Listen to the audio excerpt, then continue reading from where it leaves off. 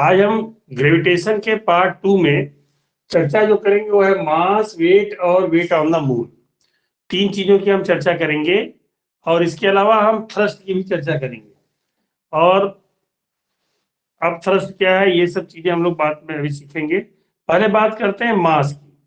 तो मास के बारे में ये जान जाइए कि किसी वस्तु का मास, चाहे वो पृथ्वी पे हो, चाहे वो चंद्रमा पे हो, चाहे वो बृहस्पति पे हो, चाहे शनि पे हो, चाहे कहीं पे भी हो, उसके मास में कोई परिवर्तन नहीं होता। वो उसका इनर्शिया होता है। हमने पिछले चैप्टर में पढ़ा था कि जो इनर्शिया होता है किसी वस्तु का, जो इनर्शिया है, जो उसके अंदर जड़त्व का गुण है, वही उसका मास कहलाता है। तो उसका मास जो है, इसको हिंदी में द्रव्यमान कहते हैं, वह हर जगह कांस्टेंट होता है। इसको स्मॉल यम से डिनोट करते हैं, स्मॉल यम से डिनोट करते हैं। अब बात करते हैं भार की। किसी वस्तु का भार या वेट क्या कहलाता है? वेट क्या होता है? उसके मास में अगर हम क्या कहते हैं कि गुरुत्वीय, जो कि पृथ्वी का गुरुत्वीय अलग है, चंद्रमा का अलग है, बृहस्पति का अलग है, उससे अगर मल्टीप्लाई कर दिया जाए तो वह क्या होता है? भार होता है। एक तरह से फोर्स होता है। फोर्स वह बराबर एम में था, तो यहाँ पे भार वेट डब्ल्यू बराबर एम जी होगा। डब्ल्यू बराबर क्या होगा? एम इंटू जी। हमने पढ़ा था कि फोर्स एफ बराबर क्या होता है भार के लिए? एफ बराबर एम में था, और इसको हम क्या करेंगे, वही बल जो है वही डब्ल्यू हो जाएगा, और ये हो जाएगा एम इंटू जी। डब्ल्यू बराबर वेट जो होगा गुरुत्वीय के संग मास के द्रव्यमान का गुरुत्वीय के संग गुणा करने पर हमको किसी वस्तु का वेट प्राप्त होता है। किसी वस्तु का वेट उसके द्रव्यमान में हम मास में गुरुत्वीय उस जगह के गुरुत्वीय से गुणा करके प्राप्त कर सकते हैं। तो यही वेट है जो फोर्स के रूप में लग रहा है। दाब डाल रहा है कोई चीज नीचे की तरफ, mg जो होगा वही वेट कहलाएगा। क्लियर जान जाइए कि मास जो है उस पदार्थ की संगति है, उस पदार्थ में कितने, उसका जड़त्व का जो नियम था, जो उसका मास था, द्रव्यमान था। द्रव्यमान कहीं पे भी चेंज नहीं होगा। द्रव्यमान चाहे वो समुद्र में रहे, चाहे पृथ्वी पर रहे, चाहे चंद्रमा पे रहे, चाहे बृहस्पति पे रहे, चाहे किसी ग्रह पे रहे, उसके द्रव्यमान में किसी प्रकार का कोई परिवर्तन नहीं होगा। परंतु वेट में परिवर्तन हो जाएगा, क्योंकि वेट पे गुरुत्वीय उसमें जुड़ा रहता है। गुरुत्वीय होने के कारण क्या होगा? उसके वेट में परिवर्तन आ जाएगा। ठीक है। अब हम बात करते हैं कि वेट ऑन द मून। चंद्रमा पे किसी वस्तु का वेट कैसे निकालेंगे? तो चंद्रमा का वेट निकालने के लिए हमको निकालना क्या पड़ेगा? वेट के लिए यह बराबर हमने निकाला था, फोर्स निकाला था, सार्वत्रिक गुरुत्वाकर्षण नियतांक जब हम पढ़ रहे थे। गुरुत्वाकर्षण की जो परिभाषा दी थी न्यूटन ने, उसमें यह बराबर लिखा था जी एम बटा में आर स्क्वायर। वेयर यम जो है था उस ग्रह का द्रव्यमान था, स्मॉल एम जो था वस्तु का द्रव्यमान था, आर जो थी उस ग्रह की त्रिज्या थी। तो चंद्रमा पे अगर हमको वेट निकालना है, वेट ऑफ चंद्रमा, यानी कि अगर हम यह बराबर हमने पढ़ा था यह बराबर जी एम बटा उनके बीच की दूरी को हमने क्या किया, अगर रेडियस मान ले तो आर स्क्वायर मान लिया। इन केस ऑफ चंद्रमा, in case of moon, moon के केस में क्या हो जाएगा? एफ एम मतलब मून का जो है वो कैपिटल जी सार्वत्रिक गुरुत्वाकर्षण नियतांक, एम एम इंटू एम बटा में आर एम का स्क्वायर। आर एम क्या है? मून की रेडियस है। आर एम क्या है? मून की रेडियस है। तो हम इससे क्या कर सकते हैं? वेट चंद्रमा पर निकाल सकते हैं कि चंद्रमा पर वेट कितना है किसी वस्तु का। अगर हमारे पास उस वस्तु का द्रव्यमान दिया गया है यम, यम का मान हमको मालूम है कि इतना है, 5 किलो, 6 किलो, 7 किलो, तो वहां पे हम भार निकाल सकते हैं। चंद्रमा पर भार क्या होगा? चंद्रमा की हमको अगर रेडियस मालूम है, चंद्रमा की हमको अगर क्या कहते हैं चंद्रमा का द्रव्यमान मालूम है, सार्वत्रिक गुरुत्वाकर्षण नियतांक का मान हमने आपको बता दिया था। कितना होता है आप लोग बता सकते हैं? सार्वत्रिक गुरुत्वाकर्षण कैपिटल जी का मान आपको बताया गया था, बोलिए। हेलो, साइलेंट फीचर मत दीजिए, आप लोग बताइए कैपिटल जी की वैल्यू क्या बताई गई थी आपको? 6.7 इंटू 10⁻11 न्यूटन मीटर स्क्वायर प्रति किलोग्राम स्क्वायर था आपका। तो ये क्या कहते हैं कि 10⁻11 के 6.7 इंटू 10⁻11 बताया गया था, वो हम मान पुट कर देंगे। अब पुट करके हम क्या करेंगे, चंद्रमा पर क्या कहते हैं कि हम इसका भार निकाल सकते हैं। तो अब देखिए एक बात आती है कि चंद्रमा पे भार पृथ्वी के भार में क्या अनुपात होगा। तो अगर हम वेट कर ले तो इसी को हम लिख सकते हैं WM बराबर G M इंटू M बटा में RM स्क्वायर। तो अगर हम इसको कर दें इक्वेशन नंबर 1, और अर्थ के लिए अगर ले लिया जाए, पृथ्वी के लिए लिया जाए, ध्यान से देखिए, अगर पृथ्वी के लिए लिया जाए तो पृथ्वी के लिए क्या हो जाएगा, WE हो जाएगा यहाँ पे अर्थ के लिए G MEM बटा में RE स्क्वायर। ये इक्वेशन नंबर 2 है। इक्वेशन 1 को इक्वेशन 2 से अगर डिवाइड कर दें तो WM बटा में WE बराबर G MM इंटू M बटा में RM का स्क्वायर बटा में G MEM बटा में RE का स्क्वायर, RE का स्क्वायर ये हो जाएगा, G से G कट जाएगा और ये हो जाएगा MEM गुणे RE स्क्वायर बटा में MEM नहीं MM इंटू RE स्क्वायर और गुणे ME गुणे M गुणे RM का स्क्वायर, ये आ जाएगा। M से M भी क्या हो जाएगा, कैंसिल हो जाएगा। तो अगर इसको हम हल करें, पृथ्वी का द्रव्यमान और वो सब चीजें हम इस पे लिखें, बात को ध्यान से समझिए। अगर पृथ्वी के द्रव्यमान को अगर हम लिखें इस पे और सारी चीजों को अगर लिखा जाए तो इसका वैल्यू जो होगा GM बटा में WM बटा में WE का, ये आएगा लगभग 1/6।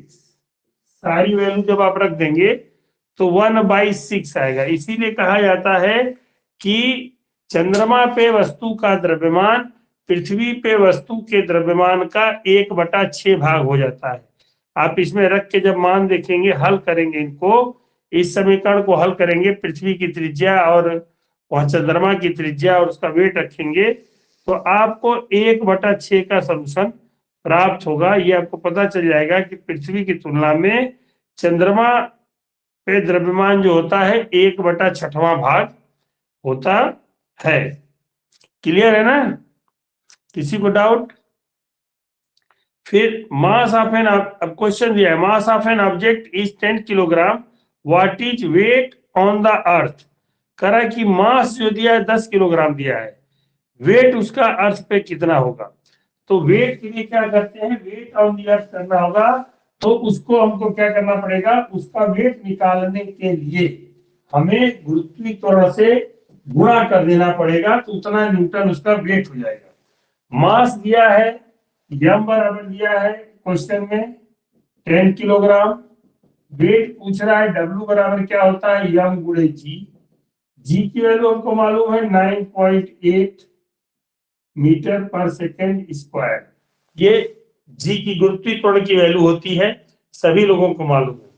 जब हम इसका मल्टीप्लाई कर देंगे, इसमें मल्टीप्लाई करेंगे तो हम क्या देखेंगे मल्टीप्लाई करके, मल्टीप्लाई करते ही हम देखते हैं यहाँ पे कि हमारा ये आंसर आ जाएगा बराबर 10 गुणे 9.8 बराबर 98 न्यूटन। इसका जो वेट हो जाएगा वो कितना हो जाएगा, वह पृथ्वी पर इसका वेट जो होगा 98 न्यूटन के बराबर हो जाएगा। हेलो, फिर दूसरा दिया है an object weight 10 newton when measured on the surface of the earth, what would be its weights when measured on the surface of the moon. तो हमें मालूम है कि सरफेस ऑफ द मून और सबसे सरफेस ऑफ द अर्थ में क्या अंतर है। तो हमको मालूम है दूसरे क्वेश्चन में कह रहा है कि weight on the surface of the earth WE दिया है, इसका मान कितना है, ये दिया है 10 न्यूटन, और पूछ रहा है WM क्या होगा सरफेस ऑफ मून, मून पे इसका वेट क्या होगा। मून पर वेट निकालने के लिए हम क्या करेंगे, हमने अभी फार्मूला का इजाफा किया था, अभी ऊपर बताए थे फार्मूला आपको कि WM बटा में WE बराबर होता है WM बटा में WE बराबर 1/6 का अनुपात होता है। तो हम इसको क्या करेंगे, आगे अगर हल करते हैं तो ये हो जाएगा WM की वैल्यू हम रख दें तो ये हो जाएगा WM बराबर WE की वैल्यू यहाँ पे गुणा करना पड़ेगा WE बटा में 6 बराबर 10 बटा में 6, और इसको 6 से भाग दे देंगे, जो आंसर आएगा 6 से भाग देने पर वही उसका वेट हो जाएगा लगभग 1.67 न्यूटन, 1.67 न्यूटन। तो उस वस्तु का द्रव्य वेट जिसका कि 10 न्यूटन आ रहा था पृथ्वी पर, वह क्या कहते हैं कि चंद्रमा पे पहुंचने पर उसका 1.67 न्यूटन वेट हो जाएगा। ठीक है, फिर कह रहा है what are the difference between the mass of an object and its weight. Mass of an object और उसके वेट में क्या डिफरेंस होता है ये आपको बताना है। तो मास ऑफ एन ऑब्जेक्ट क्या है, उसकी संगति है, उसका जो इनर्शिया है उसको हम मास ऑफ ऑब्जेक्ट कहते हैं। किसी भी वस्तु की जो इनर्शिया है जिसके कारण वो अपना जड़त्व का गुण प्राप्त करती है, रुकने का लॉ ऑफ इनर्शिया को फॉलो करती है, वह उसका क्या कहलाता है, मास ऑफ एन ऑब्जेक्ट कहलाता है। मास जो है, जैसे इस पेन का जो मास अगर मान लीजिए 200 ग्राम है, तो 200 ग्राम अगर पेन है, अगर ये 100 ग्राम का ही पेन है, तो इसको चाहे पृथ्वी पे रख दें, चाहे चंद्रमा पे रख दें, चाहे बृहस्पति पे रख दें, चाहे किसी शनिचर पे रख दें ले जाके, इसके मास में कोई डिफरेंस में नहीं आएगा, इसका मास जो है सेम टू सेम बना रहेगा, मास में कोई परिवर्तन नहीं होता है, सिर्फ वेट में परिवर्तन होता है। वेट क्या है, उस पर लगने वाला फोर्स है गुरुत्वाकर्षण के कारण, हम उसमें क्या करते हैं, मास में अगर हम गुरुत्वाकर्षण से गुणा कर दें तो हमको वेट प्राप्त हो जाता है। किसी भी चीज का वेट जो है मास में गुरुत्वाकर्षण से गुणा करने पर हमको प्राप्त होता है, इसलिए उसको हम वेट कहते हैं। तो वेट निकालने के लिए हमको क्या करना पड़ेगा, इसके द्रव्यमान को अलग अलग हमको अलग अलग दिखाना पड़ जाएगा।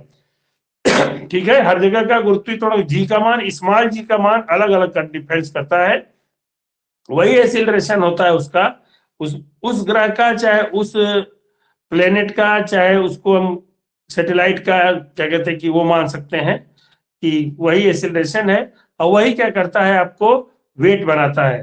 तो यही मूल डिफरेंस है कि मास जो होता है जो का त्यों होता है, उसके अलावा इनर्शिया के ऊपर निर्भर करता है, जबकि वेट जो है गुरुत्वाकर्षण के मान पर निर्भर करता है, उसमें गुरुत्वाकर्षण मास में क्या होता है, इंक्लूडेड हो जाता है, गुणा हो जाता है उसके साथ। फिर why is the weight of an object, the moon is 1/6 its weight on the earth. कह रहा है कि why is the weight of an object on the moon 1/6, कह रहा है 1/6 क्यों होता है, its weights on the earth. किसी भी वस्तु का वेट जो होता है वो चंद्रमा पे द्रव्यमान, चंद्रमा पे जो होता है वो पृथ्वी की तुलना में 1/6 भाग क्यों होता है। चंद्रमा पर किसी वस्तु का वेट जो होता है, भार जो होता है, वह पृथ्वी की तुलना में 1/6 भाग क्यों होता है। तो ये डिपेंड कर रहा है किस पे, हमने अभी आपको बताया था जब सवाल हल कर रहे थे, तो उसमें एक बात बताई गई थी कि वेट के लिए जो हमने फार्मूला यूज किया गया था वह था डब्ल्यू यम बराबर था कैपिटल जी सार्वत्रिक गुरुत्वाकर्षण नियतांक।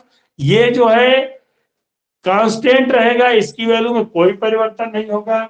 हमने यूज किया था यम यम मान चंद्रमा का द्रव्यमान गुणे वस्तु का द्रव्यमान बटा में चंद्रमा की त्रिज्या का वर्ग। तो इसमें क्या चीज वेरिएबल था, ये 1/6 आने का कारण ये है कि चंद्रमा का द्रव्यमान और चंद्रमा की त्रिज्या पृथ्वी की तुलना में छोटी है, इसलिए वहां पर क्या होता है कि वेट हमारा मेजर करते समय डिपेंड करता है, अलग अलग हो जाता है। देखिए वेट किस पे डिपेंड कर रहा है, उसके भार पे डिपेंड, उसके द्रव्यमान पे, उस ग्रह का जो द्रव्यमान है उस पे निर्भर कर रहा है, यानी कि उसके मास पे निर्भर कर रहा है। दूसरी चीज वेट डिपेंड कर रहा है उसके आर पे, रेडियस पे डिपेंड कर रहा है। और रेडियस और अगर मास दोनों वेरिएबल हो रहे हैं तो डिफरेंस वेट आएगा ही आएगा। तो पृथ्वी की तुलना में रेडियस और मास चंद्रमा के छोटे हैं, इसलिए क्या होता है कि वहां पे जो हम वेट करते हैं वो 1/6 पार्ट आता है। सबको क्लियर हो गया होगा, 1/6 पार्ट आने के चंद्रमा पे वेट का 1/6 पार्ट आने का मेन रीजन ये है कि वेट जो है वो हमारा डिपेंड कर रहा है किस पे, रेडियस, रेडियस ऑफ प्लेनेट या सैटेलाइट। तो उस सैटेलाइट और प्लेनेट के रेडियस पे डिपेंड कर रहा है। तो रेडियस क्या है, चंद्रमा की छोटी है। दूसरी चीज उसके मास पे डिपेंड कर रहा है। मास क्या है, अलग अलग आ रहा है दोनों का, चंद्रमा का मास अलग है, बृहस्पति का मास अलग है, जुपिटर पे जाएंगे अलग आएगा, सैटर्न पे जाएंगे अलग आएगा, है वीनस पे जाएंगे अलग आएगा, तो मार्स पे जाएंगे अलग मास आएगा। तो मास क्या है, इन ग्रहों के मास अलग अलग है, इसलिए इन पे ये डिपेंड कर रहा है, और डिपेंड करने के कारण इसका वेट जो है 1/6 आता है पृथ्वी की तुलना में। क्लियर हुआ? हेलो, हमारी बात आपको क्लियर हुई? Yes sir. हाँ, तो ये हमने बताया कि वेट और मास पे किस पे डिपेंड कर रहा है, ये हमने आपको बता दिया। अब आपको वेट और मास में कोई डिफरेंस नहीं समझ में आ रहा होगा, बहुत ज्यादा कोई दिक्कत नहीं आ रही होगी, और नहीं आपको, हमको लग रहा है कि आप चंद्रमा पे चाहे बृहस्पति पे कहीं पे भी अगर आपको हम कैलकुलेशन करवाएंगे उसका, तो कैलकुलेशन में भी कोई प्रॉब्लम आए ऐसा कोई जरूरी नहीं है। क्लियर है? अब देखिए, अब नई चीज हमको जो सीखनी है वह है थ्रस्ट एंड प्रेशर। थ्रस्ट और प्रेशर में क्या डिफरेंस है, प्रेशर और थ्रस्ट क्या है, इन दोनों में आपको थोड़ा सा डिफरेंस हम बता दें। थ्रस्ट एंड प्रेशर क्या चीजें है, थ्रस्ट है और प्रेशर है, दो शब्द का प्रयोग किया गया है।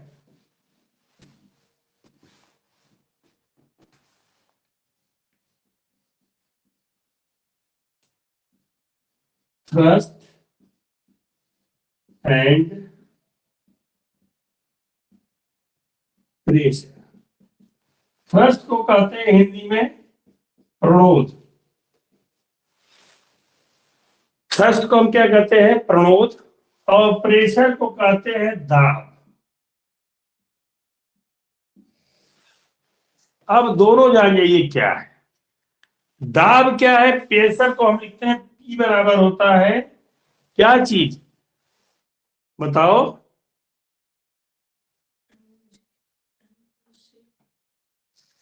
P बराबर सर प्रणोद बटा क्षेत्रफल। प्रणोद बटा में क्षेत्रफल तो लिखते ही हो, उसको क्या लिखोगे प्रणोद को?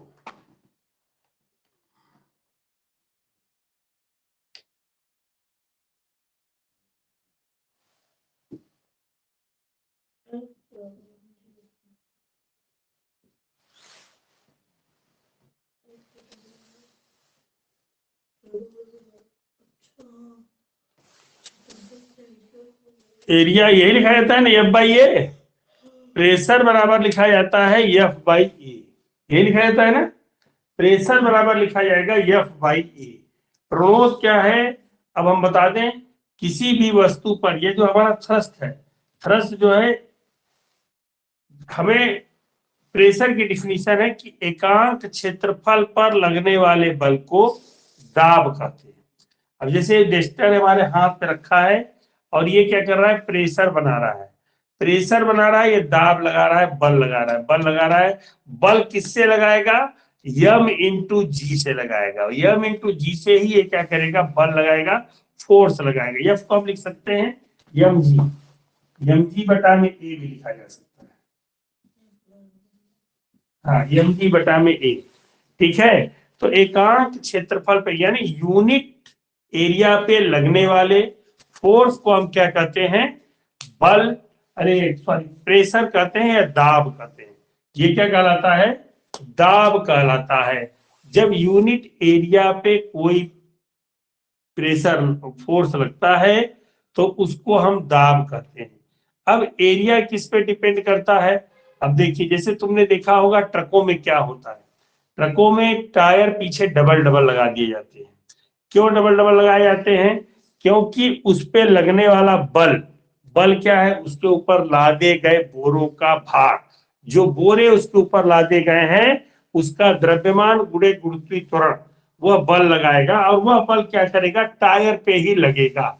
नीचे अगर एरिया कमजोर होगी तो प्रेशर का मान बढ़ेगा, मतलब यफ का मान बढ़ाएंगे और ए घटाएंगे तो यफ का मान क्या होगा, बढ़ेगा। और प्रेशर जब बढ़ेगा तो टायर फट जाएंगे, टायर फट जाएंगे। तुमने देखा होगा ऐसा कोई चीज नहीं है कि जो तुम देखते हो कि एक एक ट्रक में 10-10 टायर, 20-20 टायर, 40-40 टायर वाले ट्रक आते हैं, वो हैवी लोड ले जाते हैं। हैवी लोड ले जाने का मतलब अधिक द्रव्यमान की वस्तुओं को ले जाते हैं।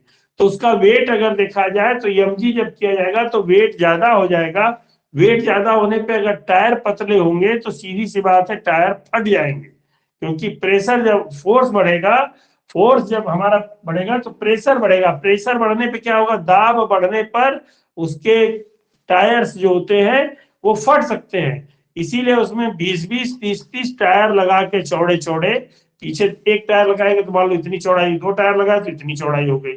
तो एरिया का मान हम बढ़ाते हैं, किसका मान बढ़ाते हैं, एरिया का मान बढ़ा देते हैं। और एरिया का मान बढ़ने से क्या होता है, हमारा प्रेशर घट जाता है, प्रेशर घट जाता है तो टायर फटते नहीं है। ये बात क्वेश्चन पूछी जाती है कि क्यों ट्रक के टायर के पीछे कई ठो टायर लगा दिए जाते हैं, 20 टायर, 30 टायर, 40 टायर लगाकर काम क्यों किया जाता है, तो ये आपको हमने बताया। और जो प्रणोद थ्रस्ट जो है, यूनिट एरिया पर लगने वाले परपेंडिकुलर फोर्स को हम क्या कहते हैं, प्रणोद कहते हैं। जो परपेंडिकुलर लगे फोर्स, देखो एकदम 90 अंश पे जो लगेगा वो परपेंडिकुलर या प्रणोद कहलाएगा। अगर हम इसको क्या कहते हैं कि ऐसे कर दें, तिरछा कर दें, तो ये परपेंडिकुलर नहीं है, लेकिन बल लगेगा तब भी, परपेंडिकुलर नहीं लगेगा लेकिन तब भी वो लगेगा। तो परपेंडिकुलर लगने वाले बल को हम क्या कहते हैं, दाब कहते हैं, प्रणोद कहते हैं। तो आपको प्रणोद और दाब में डिफरेंस समझ में आ गया होगा। ये परपेंडिकुलर लगता है और ये क्या लगता है, ये किसी भी तरह से लग सकता है। प्रेशर बराबर होता है एफ बाई ए, एफ मतलब फोर्स अपॉन एरिया, कितना एरिया है। यही कारण है कि ट्रकों में पीछे लगाए जाते हैं। आपको कील देखे होंगे, कील ठोकते हैं तो पीछे का हिस्सा चौड़ा रखा जाता है और नीचे का हिस्सा पतला रखा जाता है। तो पतला एरिया क्या करेगा, पतला एरिया तुरंत, पेन देना 1 मिनट,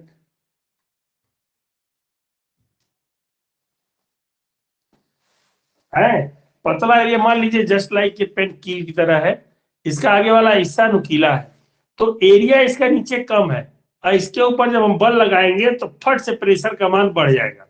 प्रेशर का मान जब बढ़ेगा तो ये आसानी से क्या होगी, कहीं घुस जाएगी। लेकिन उतना ही बल अगर इसके चौड़े वाले एरिया पे हम लगा दें, ऐसे लगा के रख दें, तो ये शायद किसी के भोंकने के काम में नहीं आ पाएगा। पेन किसी को भोंक नहीं सकते हैं, मतलब भोंकने का मतलब समझ रहे हैं, इसको किसी को चुभा नहीं सकते हैं, चुभा नहीं सकते हैं।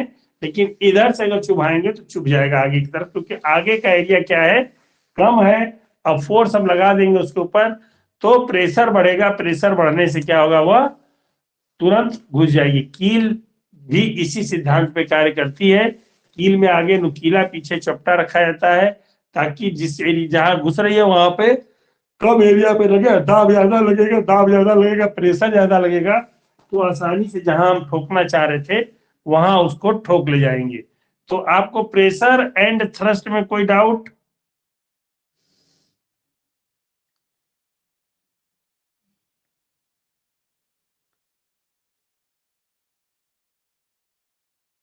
हेलो,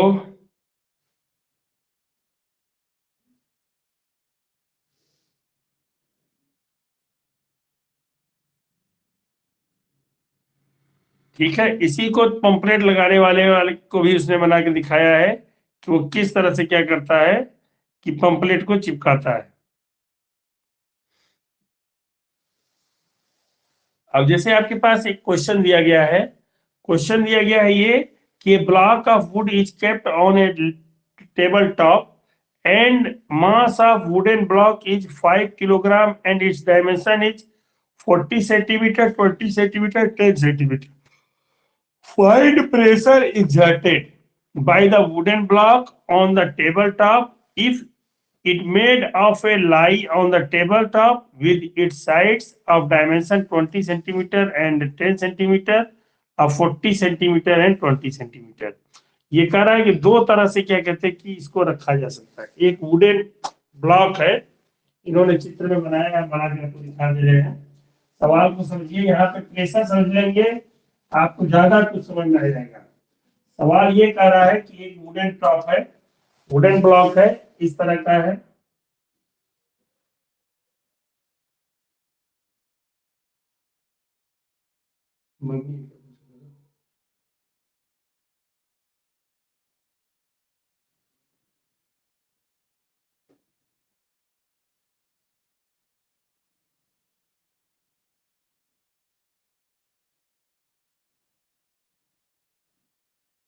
ये वुडन ब्लॉक है, ये 20 सेंटीमीटर, 10 सेंटीमीटर और ये 40 सेंटीमीटर है। और इसी ब्लॉक को हम क्या कर रहे हैं, फिर से टेबल पे रख रहे हैं और इस तरह से रख दे रहे हैं।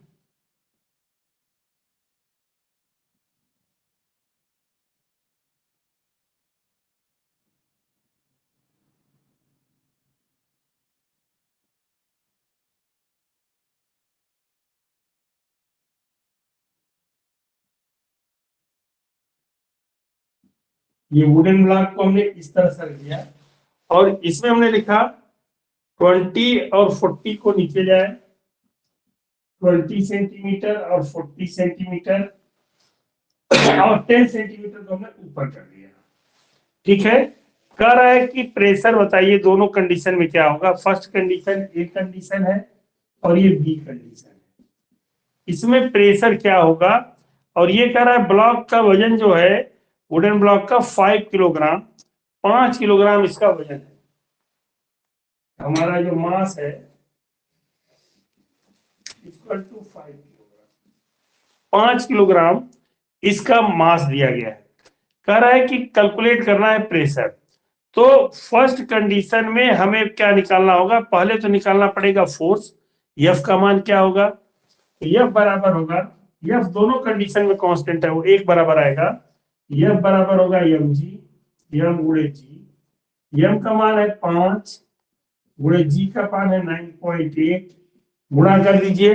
5 का 9.8 में गुणा करेंगे तो ये हो जाएगा 49 न्यूटन, 49 न्यूटन के बराबर आपका आंसर इसका आ जाएगा। ठीक, एरिया क्या होगी फर्स्ट कंडीशन के लिए, ए पार्ट के लिए हम कर रहे हैं। एरिया ए बराबर क्या हो जाएगा, यल गुणे बी, ये हो गया 10 गुणे 20 बराबर 200 सेंटीमीटर स्क्वायर। और सेंटीमीटर स्क्वायर को मीटर स्क्वायर में कन्वर्ट करेंगे तो इसको हम क्या लिखेंगे, बराबर 200 बटा में 100 सेंटीमीटर का 1 मीटर होता है तो 100 गुणे 100 से भाग दे देंगे तो ये हो जाएगा 0.02 मीटर स्क्वायर। ठीक, तो लगने वाला फोर्स क्या हो जाएगा, ये प्रेशर क्या हो जाएगा, पी जो हो जाएगा, पी बराबर एफ बाई ए। एफ की वैल्यू हमारी है 49 न्यूटन और ए की वैल्यू है 0.02। 0.02 से भाग दे देंगे, ये हो जाएगा 49 के आगे डबल जीरो बटा में 2 से भाग दे दीजिए। हेलो आदित्य, सो गए? No sir. ये हो जाएगा 2450 न्यूटन मीटर स्क्वायर। ये फर्स्ट कंडीशन में लगने वाला प्रेशर होगा। पहले कंडीशन में लगने वाला प्रेशर 2450 न्यूटन मीटर स्क्वायर आ जाएगा इसका। हेलो, अब हम बात करते हैं इसकी सेकेंड कंडीशन। दूसरे कंडीशन में अगर हम देखें तो दूसरे कंडीशन में भी हमारा प्रेशर की वैल्यू क्या आ जाएगी, P2 की वैल्यू। बी वाली कंडीशन में हमारा एरिया हो जाएगा 40 × 20, ये बराबर हो जाएगा 800 सेंटीमीटर स्क्वायर। ये बराबर हो जाएगा, मीटर बनेंगे 0.08 मीटर स्क्वायर। ये एरिया आ गया, एरिया हमारा बढ़ गया। प्रेशर P बराबर हो जाएगा कितना, 49 न्यूटन आया था हमारा, अब बटा में 0.08, ये बराबर हो जाएगा 49 के आगे डबल जीरो बटा में 8। 49 के आगे डबल जीरो बटा में 8 करोगे तो इसका 8वां भाग क्या होगा, 8 8 × 5 = 40, 8 × 6 = 48, 6 बार में गया बचा 10, 8 एकम 8, फिर बचा कितना बता सकते हो, 2 बचा 20, तो 20 के लिए 8 से भाग देंगे तो 8 दूनी 16, बचा 4, 8 × 5 = 40 न्यूटन मीटर स्क्वायर। तो तुमने देखा था 2450 न्यूटन मीटर स्क्वायर का यहाँ प्रेशर बनना था, वही ब्लॉक जब उलट दिया गया तो 612.5 न्यूटन मीटर स्क्वायर का प्रेशर बनाने लगा। यहाँ पे हमने ये स्पष्ट कर लिया कि अगर एरिया अगर बढ़ा देते हैं तो प्रेशर का मान ऑटोमेटिक घट जाता है। यहाँ घट गया ना प्रेशर, प्रेशर घट गया, एरिया हमने बढ़ाई, प्रेशर घट गया। यहाँ एरिया कम थी बेस की, तो वहां पे क्या था, प्रेशर का मान ज्यादा आ रहा था। क्लियर हुआ कि नहीं हुआ आप लोगों को?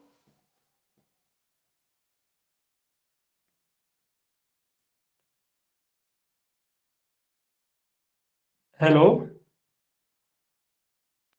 Clear sir.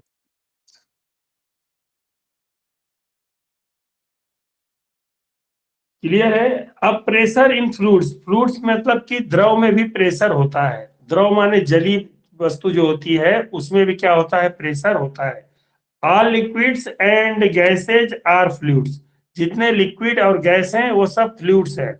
वो सब किस में आते हैं, फ्लूइड के अंतर्गत आते हैं। A solid exerts pressure on the surface due to its weight. कोई सॉलिड जो होता है अपने वेट के कारण क्या करता है, सरफेस पे प्रेशर डालता है। इसी प्रकार फ्लूइड्स है बैग, फ्लूइड्स के भी वजन होते हैं, गैस का भी वजन होता है और द्रव का भी वजन होता है, लिक्विड का भी वजन होता है। इसलिए वो भी क्या करते हैं, वे भी प्रेशर डालते हैं। और वो प्रेशर किस पे डालते हैं, जिस वेजल में वो रखे रहते हैं उसकी बाल पे डालते हैं, उसकी दीवार पे डालते हैं। जिस बर्तन में वो रखे जाते हैं उस बर्तन की दीवार पर वो प्रेशर डालते हैं। हमने देखा है कि अगर क्या कहते हैं कि गैस का सिलेंडर है, उसको गर्म किया जाए तो क्या करेगी, गैस का आयतन जब बढ़ता है तो प्रेशर डालती है।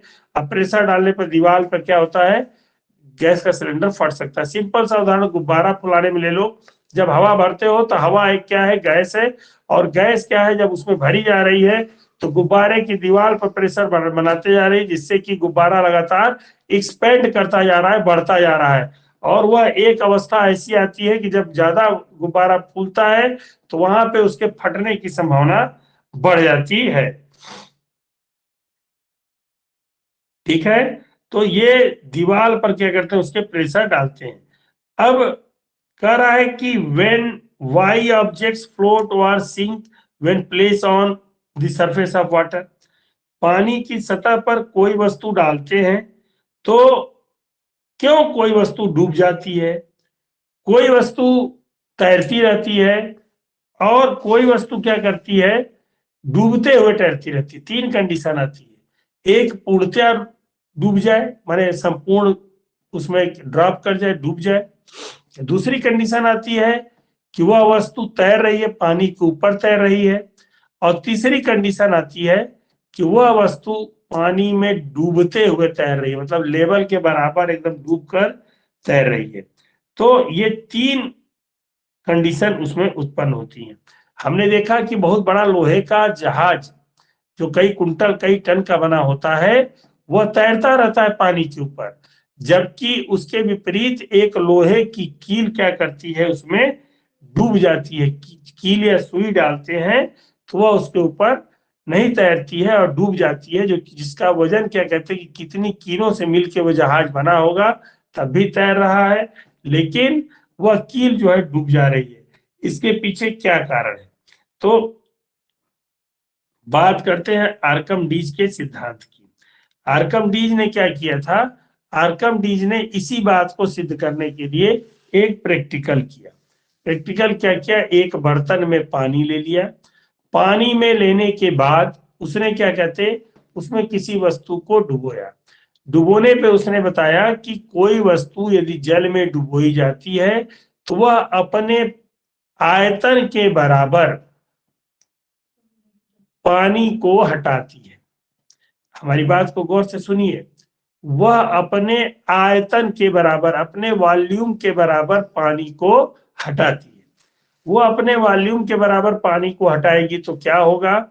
वह अपने वॉल्यूम के बराबर पानी को जब हटाएगी तो उस कंडीशन में वहां पर क्या हो जाएगा? जो हटाए गए पानी का आयतन है वह वस्तु के आयतन के बराबर होगा।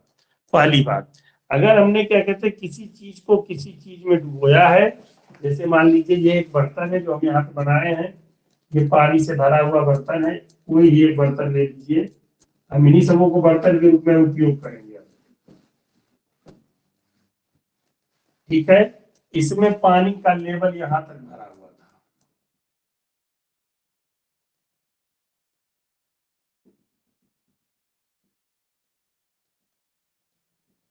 और आपने यहाँ पे एक गोला डाल दिया। ये लेवल यहाँ पे ए पे था, यहाँ बी पे आ गया।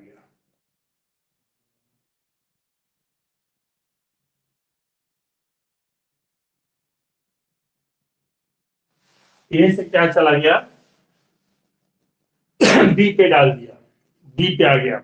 तो ये जो लेवल बढ़ा है, पानी का जो लेवल बढ़ा है, उसका जो पानी का जो आयतन होगा ए से बी वाले के बीच में, ये जो पानी का लेवल का जो आयतन है वह उसमें डुबोई गई इस वस्तु के आयतन के बराबर होगा। बात क्लियर हो रही कि नहीं?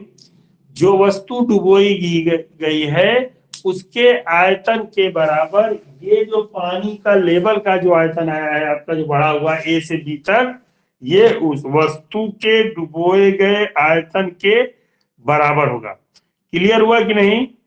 हेलो,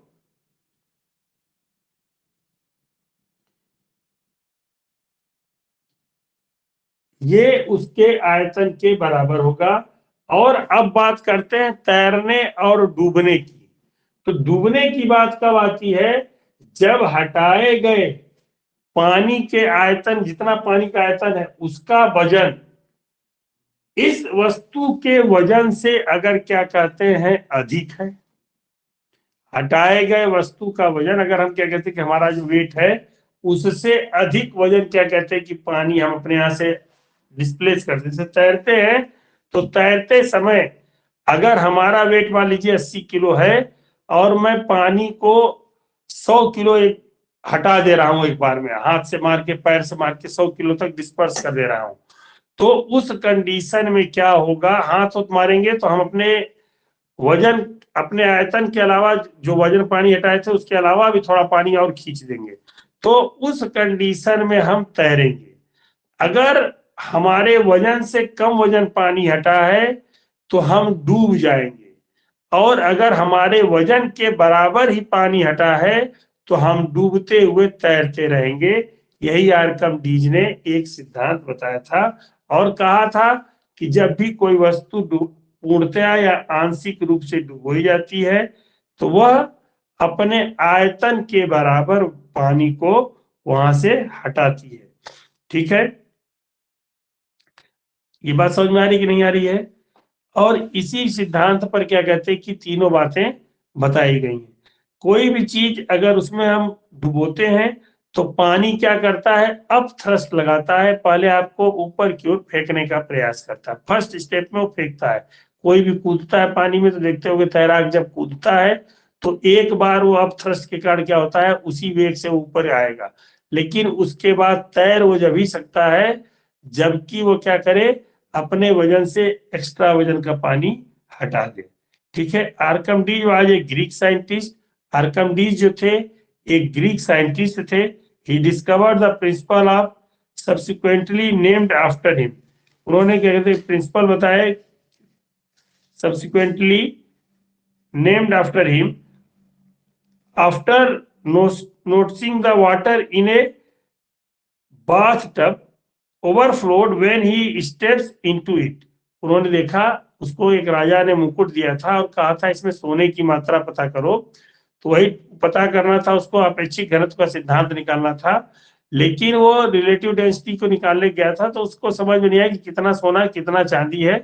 तो उसने पानी के टब में, अंग्रेज पानी के टब में नहाता है, नहाने गया तो उसने जैसे ही पैर डाला लबालब भरे टब में तो पानी बाहर आ गया।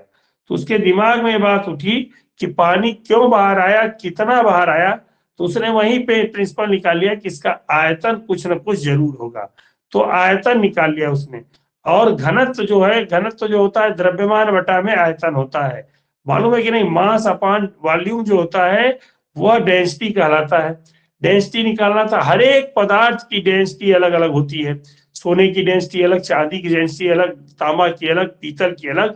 तो उसने क्या किया, मुकुट की डेंसिटी निकालना था, उसको बड़ी दिक्कत थी कि मुकुट में डेंसिटी कैसे निकालेंगे। डेंसिटी निकालने के लिए उसको प्रॉब्लम आ रही थी, इसलिए उसने क्या किया, पानी के टब में जब डुबोया, अपना पैर देखा तो पानी उसके पैर के आयतन के बराबर बाहर निकला। तभी उसने कहा कि अब हमको मिल गया कि कोई वस्तु जब डुबोई जा रही है तो वह क्या कर रही है, अपने आयतन के बराबर पानी हटा रही है। तो उसने उसको मुकुट को भी एक बीकर बनाया, बीकर में डालकर वहां से क्या कहते हैं कि उसका आयतन निकाल लिया कि कितना आयतन है। ऐसे राजा के मुकुट का आयतन निकालना बहुत टेढ़ी खीर था, लेकिन पानी के द्वारा उसने क्या किया, उसका आयतन निकाला, और आयतन निकाल के उसका डेंसिटी निकाल ली। डेंसिटी निकाल कर उसको बता दिया कि उसमें मिलावट कितने परसेंट है और कितने परसेंट नहीं है। ठीक है, इसी का प्रयोग आज तक किया जाता है, जब हम गोल्ड लोन वगैरह लेने जाते हैं तो वहां पे भी डेंसिटी वाला, यही आर्किमिडीज के प्रिंसिपल का प्रयोग करके रिलेटिव डेंसिटी निकालते हैं मशीनों द्वारा। अब आधुनिक मशीनें आ गई हैं, वो उतना नहीं करते हैं, सीधे निकाल लेते हैं और निकाल कर पता कर लेते हैं कि उसका क्या कहते हैं, कितनी मिलावट है और कितनी मिलावट नहीं है। ठीक है, तो इन्होंने कहा कि यूरेका यूरेका करके, कि हमने पा लिया करके राजा के पास गया और उसको बताया कि हम अब बता सकते हैं कि कितना इसमें है। ठीक है, और भी एप्लीकेशन यूज होते हैं, जिसकी तरह कि Archimedes principle has many applications. It is used in designing ships and submarine लोकोमीटर्स, लेक्टोमीटर्स, लेक्टोमीटर के बनाने में, सबमेरीन के बनाने में, शिप बनाने में इत्यादि में। लेक्टोमीटर का प्रयोग हम करते हैं प्योरिटी ऑफ मिल्क निकालने के लिए करते हैं। ठीक है, इन सब चीजों के लिए हम क्या करते हैं, उपयोग करते हैं।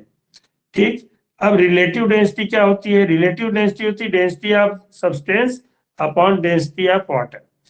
अगर हमको किसी वस्तु की रिलेटिव डेंसिटी निकालनी है तो उस वस्तु की डेंसिटी में अगर हम क्या कर दें, वाटर की डेंसिटी से भाग कर दें तो वही क्या कहलाएगी, रिलेटिव डेंसिटी कहलाएगी। किसी भी पदार्थ की रिलेटिव डेंसिटी उस वस्तु की डेंसिटी बटा में वाटर की डेंसिटी होती है। Relative density of silver is 10.8, the density of water is 10 to the power 3 kilogram per metre cube. What is the density of silver, तो सिल्वर की डेंसिटी अगर निकालनी हो तो हम क्या करेंगे, रिलेटिव डेंसिटी बराबर होगा density of silver upon density of water करेंगे, हल करेंगे, जो आंसर आएगा वही आंसर हो जाएगा। अब थर्ड पार्ट जो इसका जो कल चलेगा उसमें आपको क्वेश्चन आंसर इसके करवाए जाएंगे इस चैप्टर के।